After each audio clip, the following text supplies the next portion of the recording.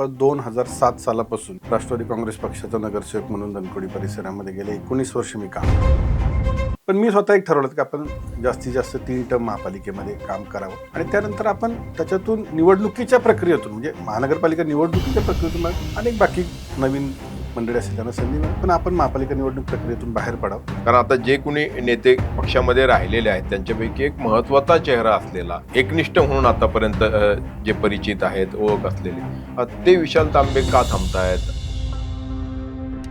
माझं मी पक्षात नेता किंवा या प्रक्रियेत मी कधीच नाही, मी कार्यकर्ता म्हणून. पण त्याही पलीकडे माझ्या कुटुंबाची जवळपास 40-50 वर्षाची या पवार कुटुंबावर आदरणीय पवारसाहेब असतील, आदरणीय अजितदादा असतील, आदरणीय सुप्रियाताई, या सर्वांबरोबर जे 40-50 वर्षाचा हा कौटुंबिक स्नेह राहिला आहे. त्यामुळे विचारधारेसह राजकीय गणितम शहराची बघता जी परिस्थिती आहे त्या पण परिस्थितीचा विचार करून पक्षाने निर्णय घ्यावा, ही माझी स्वाभाविकपणे भूमिका होती. काय फरक आहे हो? म्हणजे अजित पवार यांच्यासोबत काम करणे आणि मग साहेब, ठीक आहे, शरद पवार तिथं केंद्रीय नेते आहेत, अति वरिष्ठ नेते आहेत, आणि मग नंतर मग सुप्रिया सुळे यांच्यासोबत काम करणे किंवा मग राज्य आणि शहर या दृष्टिकोनातनं काही तुम्हाला जाणवतं का? काय फरक आहे, काय आहे?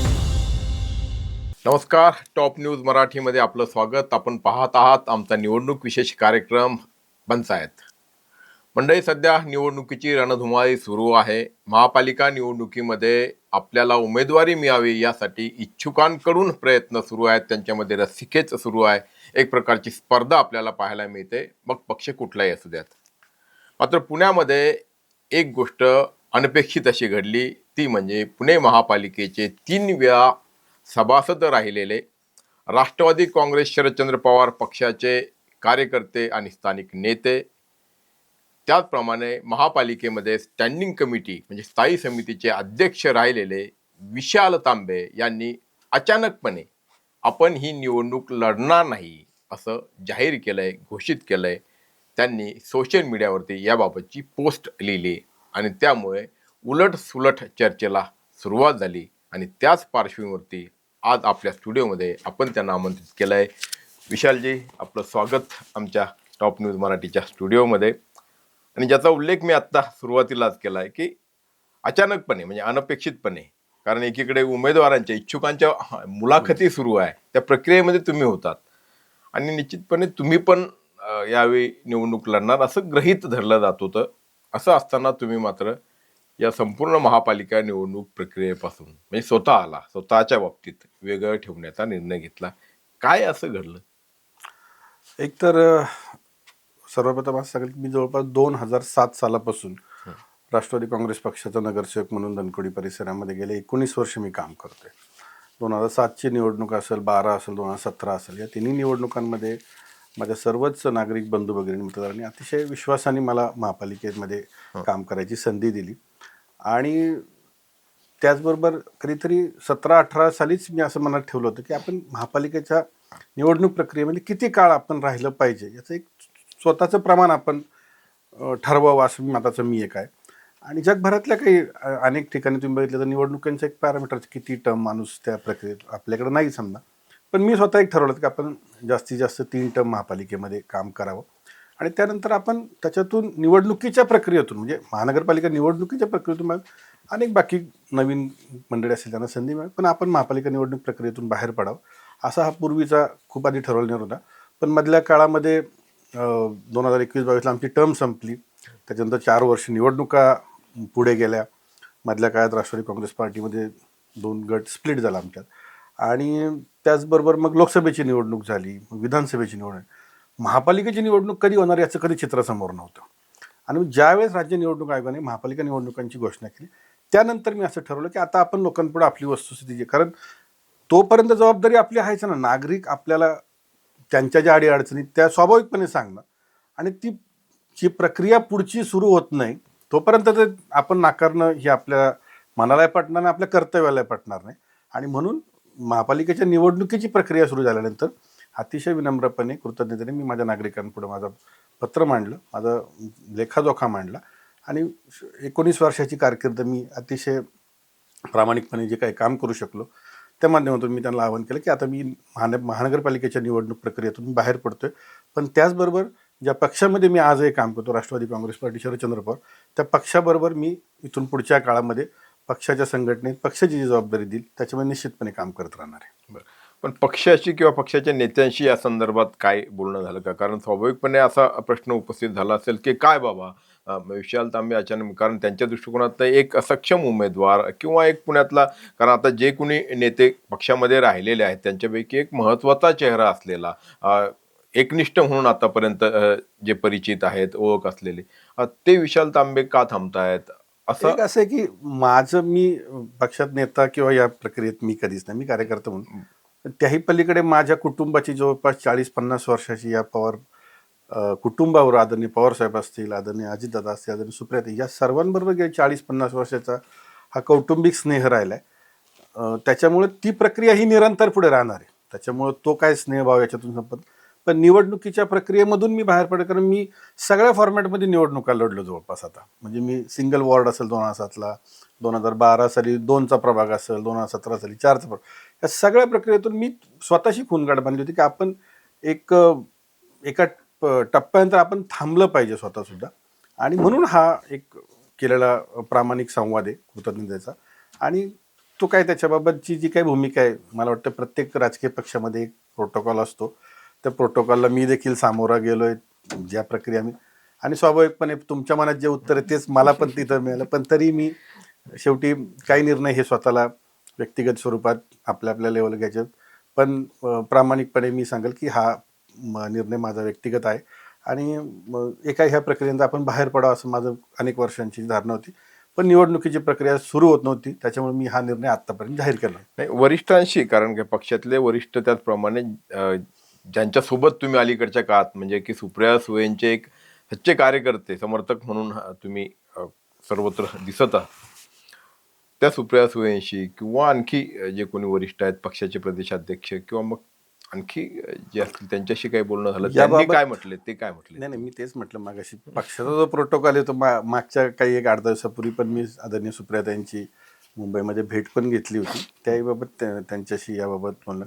कदाचित एक गोष्ट मी या ठिकाणी जाहीरपणे पहिल्यांदा सांगायला असं की मी 2017 साली सुद्धा त्यांना सांगितलं होतं की मला निवडणुकीत ह्याच्यातून मला बाहेर राहू द्या, मला अजून वेगळ्या जबाबदाऱ्या द्या, मी बाकी पण माझ्या संस्थात्मक कामाच्या वगैरे सार्वजनिक जीवनातल्या जबाबदाऱ्या त्या मला अधिक वेळ देणं होत नाही.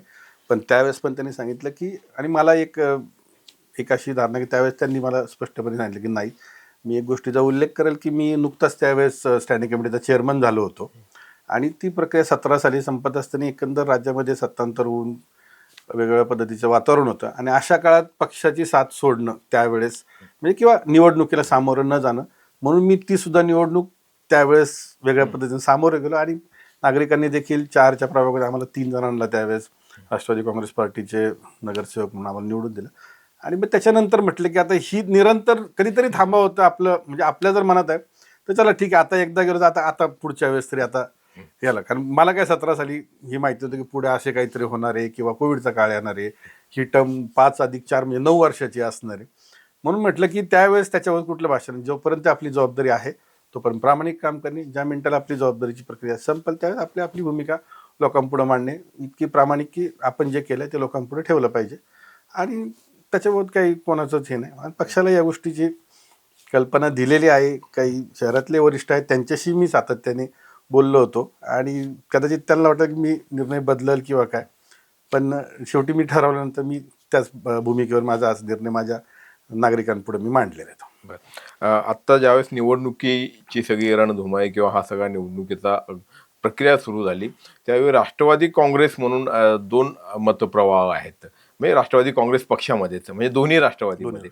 त्यातला एक मतप्रवाह की दोन्ही राष्ट्रवादींनी एकत्र यावं, आणि दुसरं असं की अजिबात यायला नको. पुण्यामध्ये ते 2 मतप्रवाह स्पष्टपणे जाणवले. विशेष करून तुमचे शहराध्यक्ष जे आहेत प्रशांत जगताप, त्यांनी सांगितलं की, त्यांनी आमच्या एका इंटरव्ह्यूमध्ये म्हटलं होतं की बाबा कुठल्याही परिस्थितीमध्ये हे 2 पक्ष एकत्र येणार नाही, आणि असं जर झालं तर मी त्या राजकारणापासून स्वतःला दूर करेन किंवा या सगळ्या प्रक्रियेपासून दूर होईल. बाकी ठीक आहे, म्हणजे ते राजकीय संन्यास वगैरे हे शब्द मी वापरणार नाही, ते काही नसतं तसं.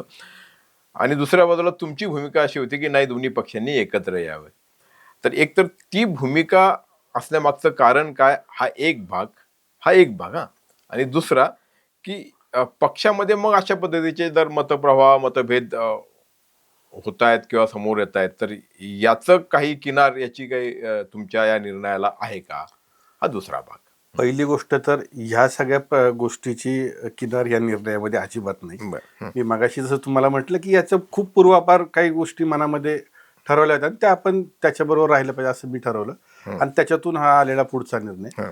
पक्षामध्ये कुठलाही निर्णय होत असताना अनेक मतं, एखाद्या विषयाचा निर्णय अनेक तऱ्हेची मतं असतात आणि ती पक्षाची इन हाऊस असतात. म्हणजे ती त्याच्याबद्दल काय कुठल्या एका गोष्टीला अनेक पैलू म्हणतो तसं पक्षातली अनेक मतं आहे. मी मत मांडताना असं मांडलं होतं की 2 जुलै 2023ला आमचं स्प्लिट झाल्यानंतर आम्ही जसे 2 वेगळे राष्ट्रवादी काँग्रेस पक्ष झालो. एक राष्ट्रवादी काँग्रेस पक्ष शरदचंद्र पवार, एक राष्ट्रवादी काँग्रेस पक्ष अजितदादांच्या बरोबर. लोकसभेच्या निवडणुकीला आम्ही सामोरे गेलो. मी स्वतः देखील माझा भाग खडकवासला मतदारसंघ, बारामती लोकसभा मतदारसंघात होतो.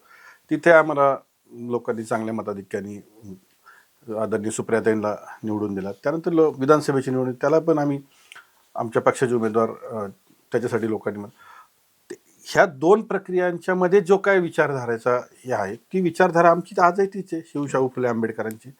आणि दादांच्या बरोबर जी आहे ती त्यांची विचारधारा तिची शिवशाहू फुले आंबेडकर. आम्ही ह्या शहरामध्ये निवडणूक लढताना शहराच्या बाबतीत असं मी म्हटलं की आपली लढाई भारतीय जनता पक्षाच्या विरोधात, आणि मग त्यांच्या विरोधात जे जे कोण पक्ष आपल्याबरोबर समविचारी एकत्र येणार असतील तर त्या सगळ्यांचा विचार करून आपण निवडणूक प्रक्रियेला सांगू. शेवटी निवडणुकांमध्ये पॉलिटिकल अलायन्सेस होत असतात, राजकीय भूमिका आहेत त्या, आणि त्या भूमिकेबरोबर विचारधारा पण जपली पाहिजे हे पण मानणारं मी कार्यकर्ते. तसं नसतं तर मी कुठल्या तरी एका वेगळ्या ठिकाणी आज जायला पाहिजे, पण तसं न करता मी आदरणीय साहेबांबरोबर माझ्या कुटुंबाची जी काही लेगसी ती मी कंटिन्यू. त्यामुळे विचारधारेसह राजकीय गणितम शहराची बघता जी परिस्थिती आहे त्या पण परिस्थितीचा विचार करून पक्षाने निर्णय घ्यावा ही माझी स्वाभाविकपणे भूमिका होती. आणि मला वाटतं त्याच भूमिकेसाठी आम्ही अनेक वेळा सातत्याने बोललो आणि पक्षामध्ये देखील त्याच्याबरोबर जरी मतांतरी असली तरी सर्वात शेवटी सगळ्यांनी निर्णय करताना एकच केला की याबाबतचे संपूर्ण अधिकार आदरणीय पवारसाहेब, आदरणीय सुप्रियाताई, आदरणीय प्रांताध्यक्ष शशिकांत शिंदे साहेबांना दिले. काल देखील पक्षाची जेव्हा बैठक झाली याच गोष्टीवर सगळ्या तऱ्हेने चर्चा झाल्यानंतर याबाबतचे सुद्धा पूर्ण अधिकार आम्ही आदरणीय पवारसाहेबांना दिलेले आहेत. आणि साहेब जो निर्णय घेतील तो आम्हाला सगळ्यांनाच मान्य आहे, याच्याबाबत कोणाचंच दुमत नाही.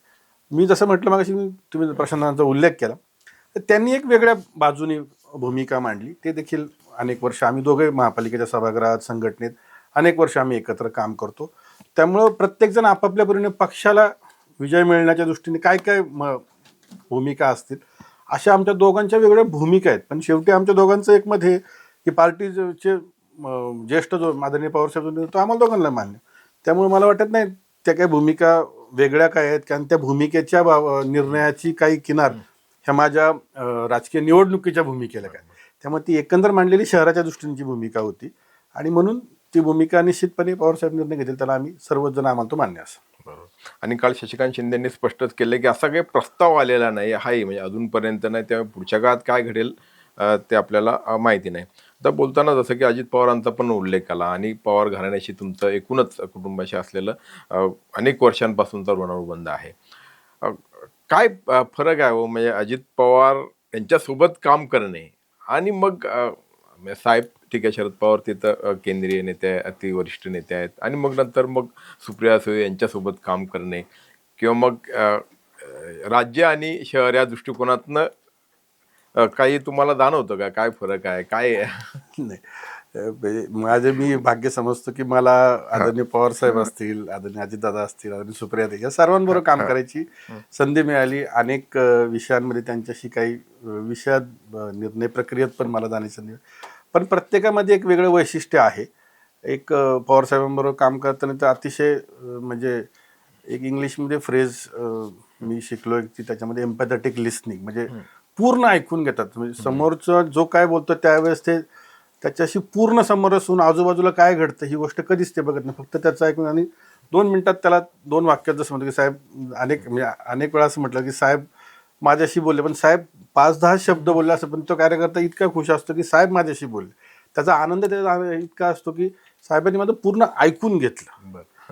ही साहेबांची एक खूप आवडलेली गोष्ट. मग त्यावेळेस वक्तशीरपणा असेल, खूप प्रत्येक कार्यकर्त्याशी किती छोटा मोठा असेल तर तितक्याच आदबीने आहो जाऊ आणि रिस्पेक्टली ते आजही बोलतात. म्हणजे अर्थात ते खूपच मोठे नेते म्हणजे आम्ही हे, पण माझ्या व्यक्तिगत जीवनात खूप वेळा मला साहेबांशी संवाद अनेक काही व्यक्तिगत कार्यक्रमांमध्ये असेल 2-3 गोष्टी तर खूप व्यक्तिगत आयुष्यात आठवणीत राहिल्या.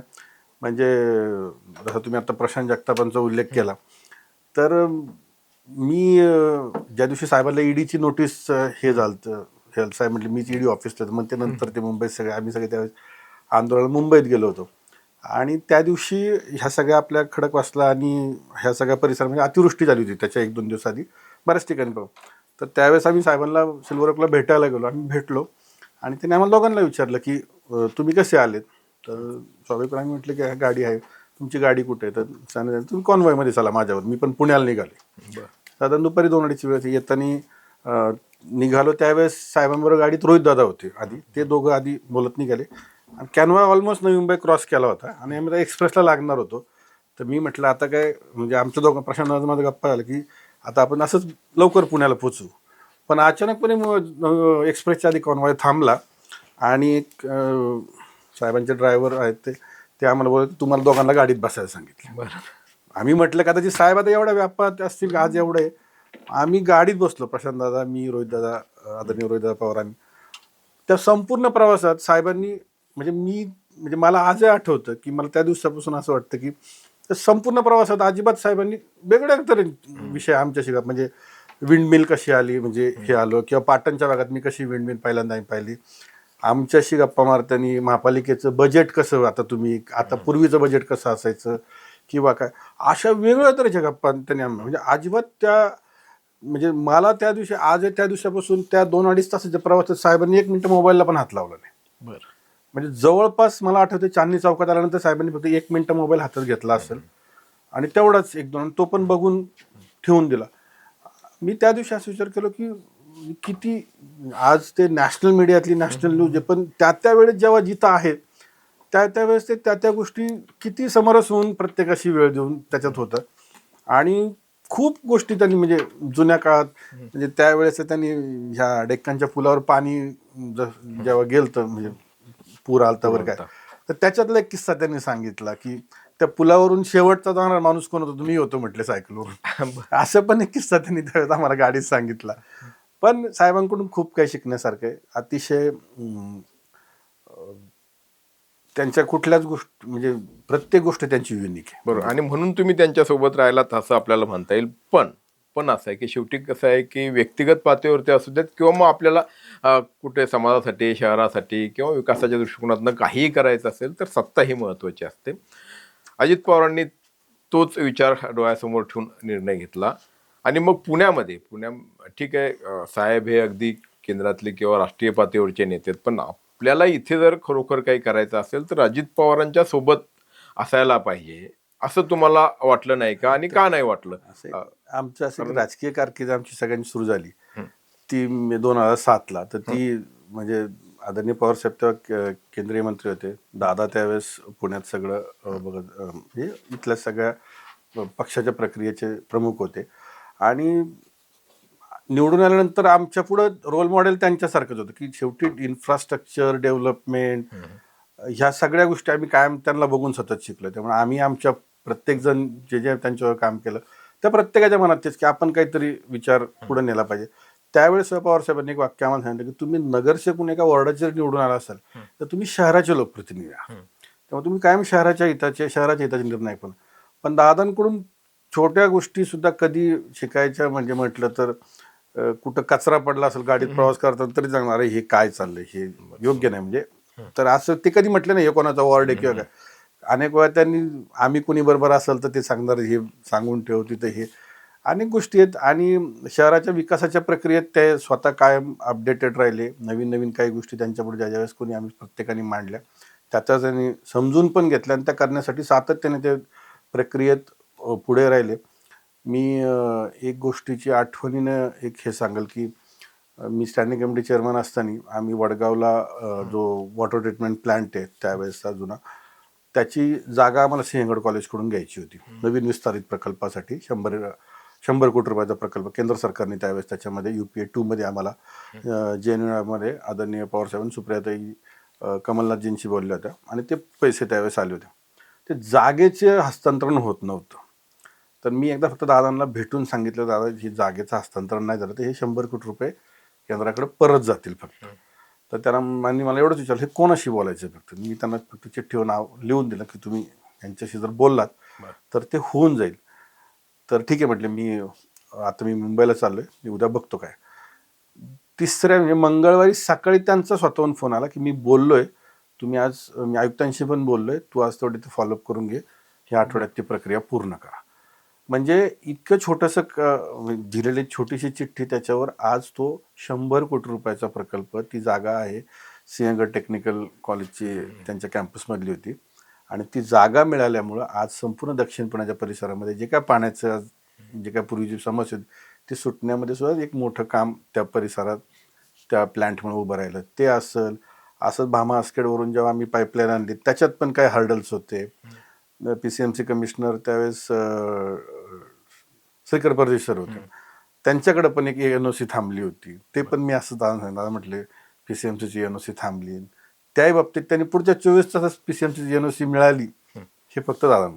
नाही, म्हणून मला असा प्रश्न पडतोय की म्हणजे मी आधी देखील तेच विचारलं की मग अजित पवारांसोबत तुम्हाला का, कारण शेवटी काम म्हणजे व्यक्तिगत कुठेतरी राजकीय प्रगती साधणे हा एक भाग, आणि त्याच जोडीला या सगळ्या कामांना प्रत्येक जण निवडणूक लढतो, कुठलाही लोकप्रतिनिधी तो विकासाच्या दिशेनेच जातो. शेवटी आम्ही निवडणुकीला राजकीय पक्षांमध्ये जरी वेगळ्या लढलो आणि निवडून आलो तरी शेवटी अंतिमतः त्याचे ध्येय काय, तर आपल्या परिसरामध्ये नवीन नवीन विकासाची कामं करणे, आपल्या लोकांच्या तिथल्या काय अडीअडचणी त्याला सोडवणे, ह्या गोष्टी आहेत. आणि त्याच्याबरोबर एक विचारधारा, पक्ष, ह्या सगळ्या एक राजकीय भूमिकेच्या पण आहे.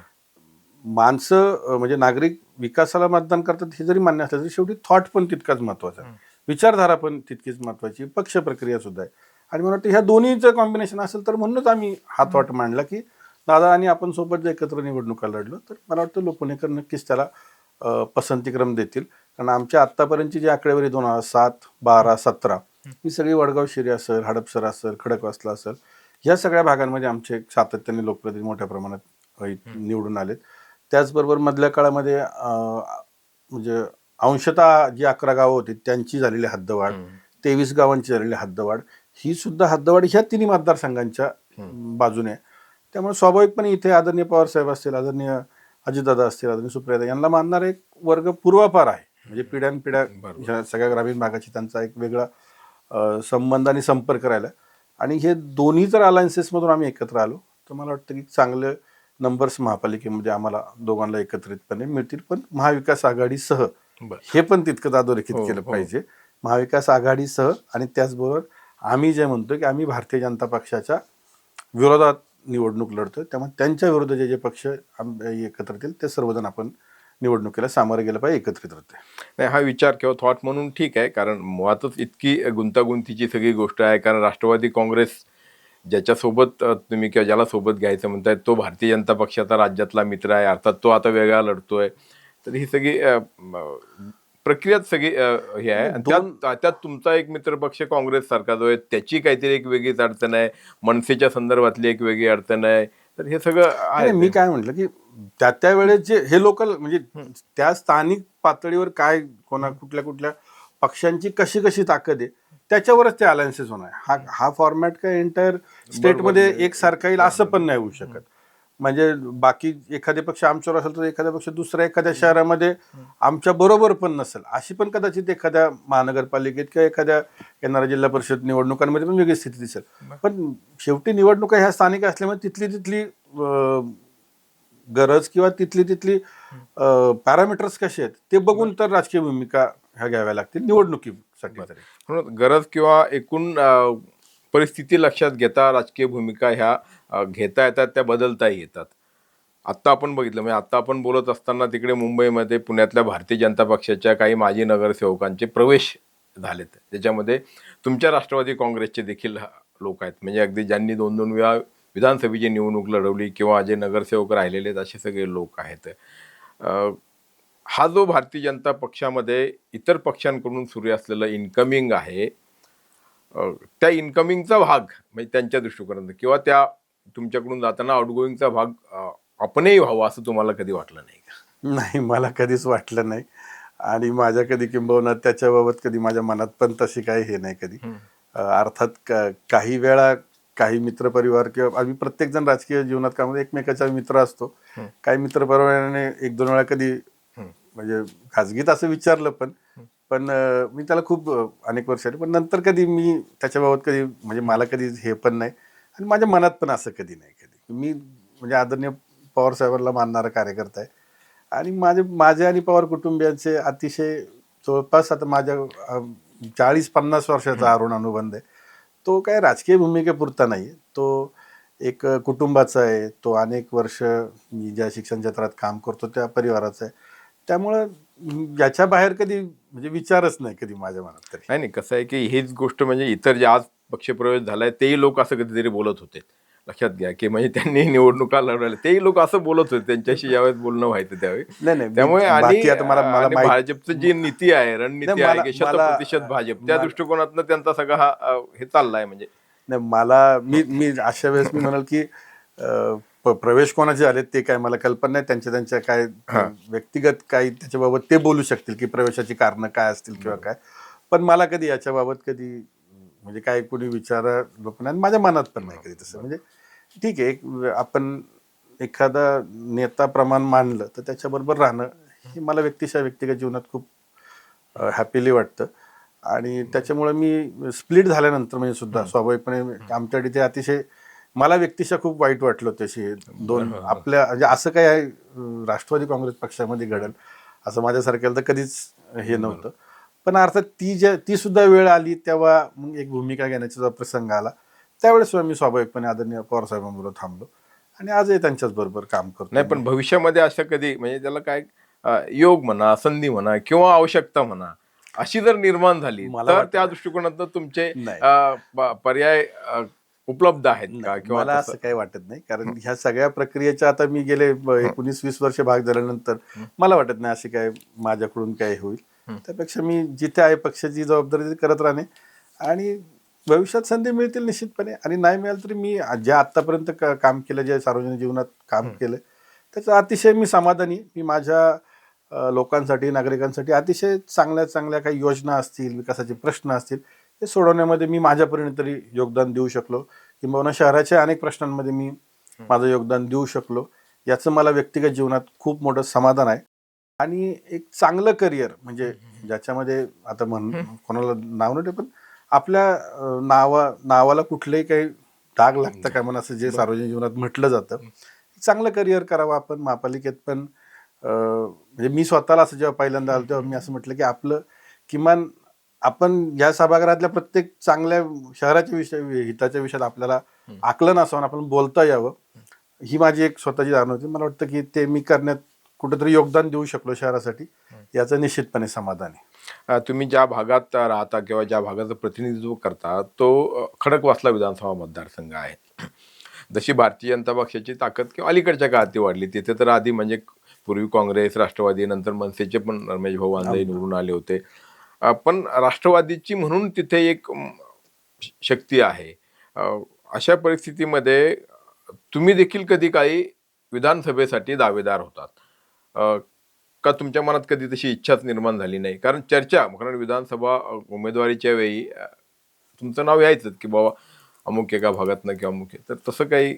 मला वाटतं की 2009ला डिलिमिटेशन झालं त्यावेळेस खडकवासला विधानसभा मतदारसंघ झाला पहिल्यांदा. बरोबर. त्याच्या आधी तो कॅन्टोन्मेंट होता आणि मी 2007ला महापालिकेत निवडून आलो. पण मी आजपर्यंत एकाही विधानसभेला इच्छुकही नव्हतो. मी कधी पक्षाकडे अर्जही केला नाही आणि मी कधी उमेदवारी मागितली नाही. बर. उलट पक्षाने जे उमेदवार दिले त्या प्रत्येकाचं मी माझ्या परीने जे काही प्रामाणिकपणे काम करण्याची जबाबदारी ते मी केलेले स्वाभाविकपणे. मी कधी इच्छुक पण नव्हतं पक्षाकडे.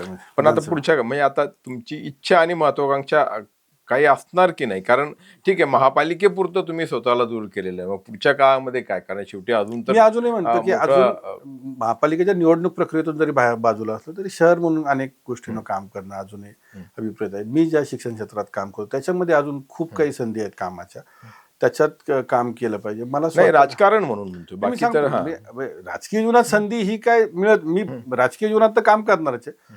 पक्षापुढे भविष्यात जे काय निर्णय येतील त्या वेळेच्या परिस्थितीनुसार निर्णय घेतला जाईल तो. आज तसं त्याच्यावर आज तरी सांगणं आता काही आवड म्हणजे नाही, कुठली निवडणूक जी आहे तिला जर सामोरं जायचं असेल तर ती काही एका दिवसात निवडणुकीची तयारी केली आणि निवडणूक लढलो असं नाही. मी अजून तरी माझ्या मनात 5-5 वर्ष 7-7 वर्ष 10-10 वर्ष लोक तयारी करत असतात. म्हणजे मुळात तशी इच्छा निर्माण होणे आणि नाही, मग माझ्या आता तरी सगळी परिस्थिती माझ्या आता तरी कुठे विधानसभा लढणं हे माझ्या म्हणजे मनात पण नाही आणि डोक्यात पण नाही सध्या. त्यामुळे विधानसभेच्या दृष्टीने माझ्या काही मनात नाही. तसा कुठलाही विचार नाही स्वाभाविकपणे. चला, शेवटचा प्रश्न. अर्थात पुन्हा आपण पुणे महापालिका निवडणुकीवरती येऊयात. आत्ताची परिस्थिती आपण पाहतो की भारतीय जनता पक्षाने जणू काही सगळंच निवडणुकी आधीच काबीज केलंय असं चित्र एक बघायला मिळत आहे. कारण त्यांच्याकडे येत असलेले इच्छुकांचे उमेदवारीसाठी अर्ज असू द्यात किंवा मग रोज होत असलेले नवनवीन प्रवेश असू द्यात किंवा निवडणूक व्यवस्थापन असू द्यात त्यांचं, मग ते अगदी प्रभाग रचनेपासून तर मतदार यादीची कशी फोडायची इथपर्यंत जी सगळी रचना सगळे त्यांचं जे काही सुरू आहे, तर त्या पार्श्वभूमीवरती की पुन्हा एकदा भाजपची सत्ता या महापालिकेत येईल असं बोललं जात आहे. हा, तुम्हाला काय वाटतं की खरोखर इतकी एकतर्फी निवडणूक होईल किंवा मग कशी होईल, आणि झाली तर त्यात तुमचं अस्तित्व किती असेल? कारण विरोधकांसाठी ही अस्तित्वाची निवडणूक आहे असं बोललं जाते. ज्या पद्धतीनं तुम्ही आता जसं इनकमिंग किंवा काय म्हटले आता त्याच्याबाबत लोकांच्या मनात काय थॉट आहे हा पण तुम्हाला कधीतरी एक बघावं लागेल. आणि मूळ भारतीय जनता पक्षाचे जे मूळ गेल्या अनेक वर्ष ज्यांनी कार्यकर्ते म्हणून काम केलं किंवा पक्षासाठी पूर्वीच्या काळामध्ये सत्ता यायच्या आधी किंवा ज्याच्यात काम केलं त्यांच्या पण मनात काय हे कधीतरी मला वाटतं की तुम्ही पब्लिकली खूप फिरते मग त्यांच्या मनात काय. पण मला वाटतं की हे होत असलेलं सत्तेचं या पद्धतीचं पुणेकर कशा पद्धतीनं त्याचा रिॲक्ट करतील हे बघणं देखील आता उत्सुकतेचं असेल. आणि मला निश्चितपणे खात्री की भारतीय जनता पक्षाच्या विरोधात लढताना आम्ही सर्वच राजकीय पक्ष एकत्रितपणे या निवडणुकीला सामोरे जाऊ आणि त्यांना निश्चितपणे रोखण्यात आम्हाला यश मिळेल.